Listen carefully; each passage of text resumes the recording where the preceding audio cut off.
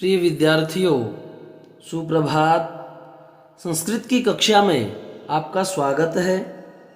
आज हम कक्षा 7th के 7th लेसन संकल्प सिद्धिदायकः अर्थात संकल्प सिद्धिदायक होता है अध्याय का अध्ययन करेंगे। प्रस्तुत पाठ में शिव पार्वती की कथा के माध्यम से बताया गया है कि संकल्प सिद्धिदायक होता है। पार्वती ने पति के रूप में शिव को प्राप्त करने के लिए कठोर तपस्या की। उसकी तपस्या से प्रसन्न होकर शिव ब्रह्मचारी का रूप धारण करके आश्रम में आए। उन्होंने पार्वती के सामने शिव की निंदा की। उससे पार्वती क्रोधित हो गई। पार्वती ने ब्रह्मचारी से कहा कि तुम शिव के वास्तविक रूप को नहीं जानते। ऐसा कहकर जैसे ही पार्वती वहां से जाने के लिए तैयार हुई, वैसे ही ब्रह्मचारी का रूप छोड़कर शिव ने कहा, पार्वती, तुम्हारे संकल्प और तपस्या से मैं प्रसन्न हूं। इस प्रकार अपने संकल्प से पार्वती ने शिव को पति के रूप में प्राप्त कर लिया। प्रिय विद्यार्थियों, आइए हम इसके प्रथम अनुच्छेद का अध्ययन करें। पार्वती शिवम पति रूपेण अवांछत। पार्वती शिव को पति के रूप में अवांछत चाहती थी। एतदर्थम, इसके लिए सा तपस्याम कर्तुम इच्छत, वह तपस्या करना चाहती है। सा वह स्वकीयम, स्वयं के मनोरथ को मात्रे माता से निवेदित करती है। सा वह स्वकीयम, अपना जो मनोरथ है, जो इच्छा है, वह मात्रे माता से निवेदयत बताती है। और तत्श्रुत्वा, यह सुन करके माता मैना चिंताकुला अभवत, चिंता से व्याकुल हो जाती है। तो यह बताया गया है, एक प्रकार से यह मंच के अनुकूल नाटक है। तो यह भूमिका के रूप में बताया कि पार्वती शिव को पति रूप में चाहती थी और इसके लिए उसने तपस्या करना चाहा और इस मनोरथ को उसने अपनी माता से बताया और माता का नाम था मैना, जो चिंताकुल हो गई। अब मैना कहती है कि वत्से बेटी, मनीषिता अर्थात चाहा गया या इच्छित देवता गृहे एव संति, घर में ही है। हे पुत्री, चाहा गया देवता घर में ही है। तपः कठिनम भवति, तप जो है वह कठिन होता है। और तव शरीरम सुकोमलम वर्तते, तब तुम्हारा शरीर सुकोमलम, बहुत ही ज्यादा कोमल वर्तते है। गृहे एव वस, घर में ही वस रहो। अत्रैव, यहीं त्वाभिलाषा, तुम्हारी इच्छा सफलः भविष्यति, सफल हो जाएगी।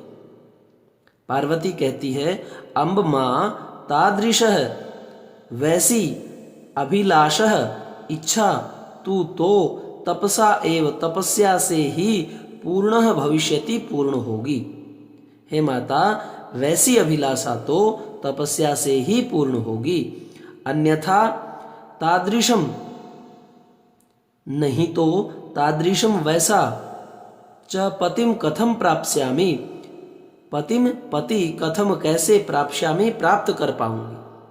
अन्यथा तादृशम च पति कथम प्राप्स्यामि, अन्यथा मैं वैसा पति जो है कैसे प्राप्त कर पाऊंगी। अहम तपः एव चरिष्यामि, तपः तप एव ही चरिष्यामि, उसी का मैं जो है पालन करूंगी, वैसा ही आचरण जो है मैं करूंगी। इति मम संकल्प है, यह मेरा संकल्प है कि मैं तप के द्वारा ही शिव को प्राप्त करूंगी, ये मेरा संकल्प है। मैना कहती है, पुत्री, त्वमेव मे जीवनाभिलाषः, त्वमेव तुम ही, मैं मेरी जीवनाभिलाषः, जीवन की इच्छा हो, जीवन की चाह, जीवन की इच्छा तुम ही हो। पार्वती कहती है सत्यम, कि माता यह सत्य है कि मैं तुम्हारे जीवन की अभिलाषा हूँ। परम परंतु मम मनः, मेरा मन, लक्ष्यम, लक्ष्य को प्राप्त करने के लिए आकुलितम, परेशान है, आकुल है, व्याकुल है। सिद्धिम प्राप्य, सिद्धि को पाकर के पुनः त्वैव, तुम्हारी ही शरणम, शरण में आगमिष्यामि, आ जाऊं। अद्यैव, आज ही, विजया, विजया के साकम, साथ, गौरी शिखम, गौरी शिखर पर गच्छामि, जाती हूं। ततः पार्वती निष्क्रामती, ततः उसके बाद पार्वती जो है निष्क्रामती, निकल जाती है। तो इस प्रकार से यह प्रथम अनुच्छेद हमारा पूर्ण हुआ। और इसके अंदर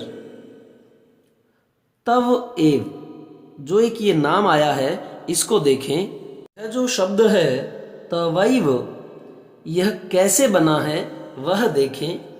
अगर हम इसकी संधि विच्छेद करते हैं तो तव प्लस एव, अब ये जो प्लस का निशान है, धन चिन्ह है, उससे पहले कौन सा वर्ण है?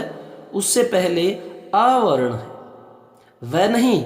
नीचे देखें, त के बाद हमें वह का देखना है। वह को हलंत करके हम इसमें से अ बाहर निकाल देते हैं, क्योंकि वह व्यंजन है और उसमें अ है। अब ए को अलग कैसे करेंगे? हलंत लगा करके। और बाद में कौन है? फिर से स्वर है ए, तो आगे भी स्वर, पीछे भी स्वर, दोनों तरफ स्वर होने से यह संधि स्वर संधि है। बहुत इजी नियम है, आगे स्वर और पीछे स्वर। अब इसके बाद में आता है कि दोनों तरफ जब स्वर है तो स्वर संधि 5 प्रकार की होती है। उनमें से कौन सी है? उनमें से यह वृद्धि संधि है। वृद्ध का अर्थ होता है बूढ़ा। इसकी सबसे बड़ी पहचान यही है कि प्लस के पीछे ए आई ओ औ स्वर आते हैं। ए आई ओ औ, ये जो 4 स्वर हैं यह हमारे संयुक्त स्वर हैं, क्योंकि ए का निर्माण किससे होता है? अ और ई से। ओ का होता है अ और उ से। तो इस प्रकार से ये जो संधियां हैं, इसकी मैंने वीडियोस बहुत अच्छी प्रकार से बनाई है। वह गुरुजी आरपी शोराण के चैनल में जाएं और फिर प्लेलिस्ट में क्लिक करके आप हिंदी व्याकरण के भाग में जा करके उन संधियों को अच्छी प्रकार से अध्ययन करें। अब ये वृद्धि, ये 4 शब्द हमने वृद्ध माने हैं। कौन कौन से? ए आई ओ औ, ये 4 शब्द वृद्ध हैं, ये पीछे रहते हैं। यह पहचान हो गई वृद्धि की कि पीछे रहते हैं ए आई ओ औ। और पीछे रहने से ये वृद्ध जो है ये अहंकार में आ जाता है, कहता है कि मैं ही भाई अपने आप में बड़ा रहूंगा, चाहे मेरे से आगे अ हो या आ हो।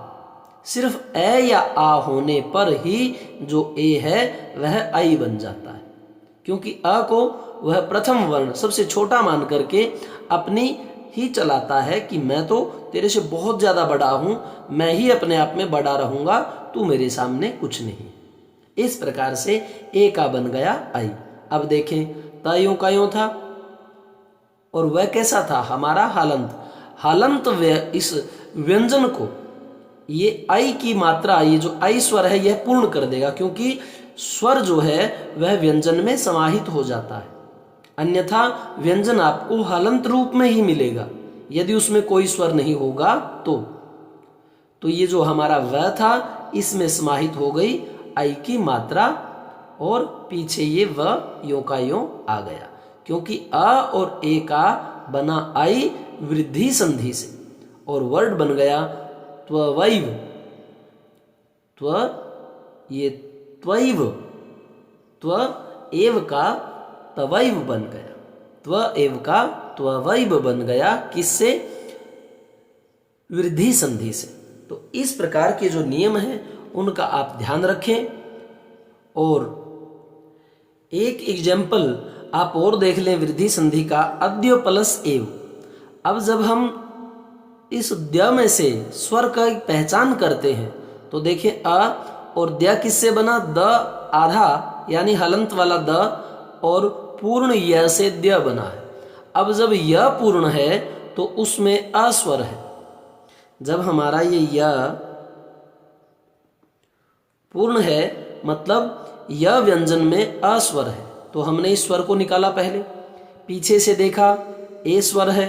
अब संधि इस अ और ए की होगी, क्योंकि ये दोनों निकटवर्ती वर्ण हैं और संधि क्या है? निकटवर्ती वर्णों का मेल।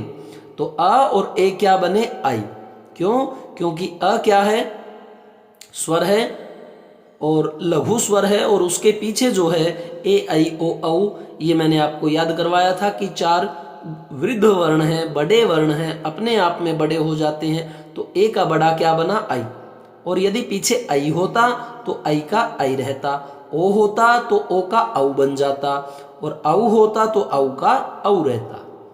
ये जो 4 वर्ण हैं ए आई ओ औ, ये हमारे वृद्ध वर्ण हैं। ये हमने ट्रिक बनाई थी कि वृद्ध से वृद्धि संधि, और ए का बना आई। अब सभी को जोड़ देते हैं। अ द और य को द्य बना करके उसमें हम आई की मात्रा समाहित कर देंगे। द्ययी बना और व यों का यूं, अद्ययु। तो इस प्रकार से ये जो 2 हमारे शब्द थे उनकी हमने पहचान की। एक शब्द हमारा तवैव था और एक हमारा अद्यैव था। ये दोनों वृद्धि संधि से बने पद हैं। पद क्यों? इन्हें अब शब्द नहीं कहेंगे, क्योंकि ये वाक्य में प्रयुक्त हो चुके हैं, ये व्याकरणिक इकाइयों में ढल चुके हैं। इसलिए अब ये शब्द न कहला करके पद कहलाएंगे। और जो शब्द होता है वह हमें डिक्शनरी में मिलता है, स्वतंत्र मिलता है, किसी व्याकरणिक इकाई में जो है ढला हुआ नहीं मिलता। तो इस प्रकार प्रिय विद्यार्थियों, अतिरिक्त जानकारी के साथ आपका जो ये लेसन था उसका पहला अनुच्छेद पूर्ण हुआ। मेरे सभी वीडियोस एक जगह प्राप्त करने के लिए गुरुजी आरपी शोरान चैनल में जाएं, उसे सब्सक्राइब भी करें और प्लेलिस्ट में जा कर के आप जो है अपनी कक्षा को ढूंढें 7th क्लास, और सभी वीडियो एक जगह सीक्वेंस में आप वहां पा सकते हैं। धन्यवाद।